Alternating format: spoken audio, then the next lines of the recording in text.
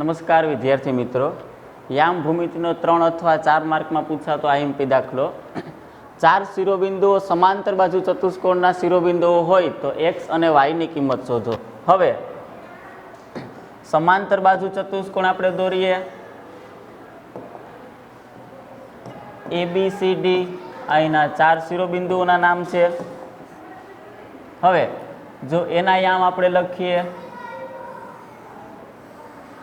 પહેલા આપણે સમાંતર બાજુ ચતુષ્કોણ દોર્યો. હવે એના યામ છે 1 અને 2, બીના યામ 4 અને વાય, સીના યામ x અને 6, ડીના યામ 3 અને 5. તો જે ખૂટતા યામ છે x અને y, એટલે કે અહીંયા y ઘટે છે અને અહીંયા x ઘટે છે. આ x અને y ની કિંમત શોધો. તો આપણે ક્લાસરૂમમાં ભણી ગયા એ પ્રમાણે AC નું મધ્યબિંદુ અને BD નું મધ્યબિંદુ બે એક જ હોય. સમાંતર બાજુ ચતુષ્કોણના વિકર્ણો દુભાગે એટલે બે સરખા ભાગ કરે.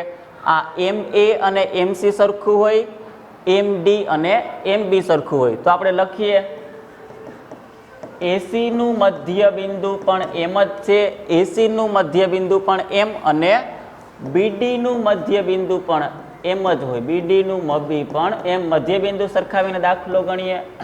હવે મધ્યબિંદુના યામ મેળવવાનું સૂત્ર x1 વત્તા x2 ના છેદમાં 2, એટલે કે x પ્લસ 1 ના છેદમાં 2, y1 વત્તા y2 ના છેદમાં 2, 6 પ્લસ 2 8 ના છેદમાં 2.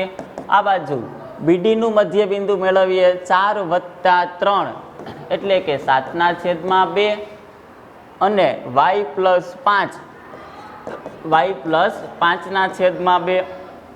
x યામ સરખાવું.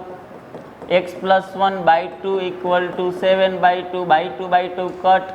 x પ્લસ 1 બરાબર 7. એક આ બાજુ, હવે 7 માંથી 1 બાદ કરીએ તો x બરાબર 6. x ની કિંમત કેટલી મળી?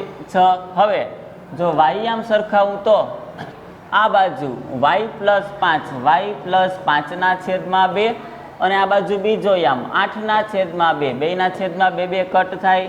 y પ્લસ 5 બરાબર 8, y બરાબર 8 માઇનસ 5, અને y ની કિંમત 8 માંથી 5 જાય તો 3. જો ખૂટતી આવૃત્તિ x અને y, ખૂટતા યામ x અને y મળી ગયા. જોઈ લો આખો દાખલો તમે એક વખત.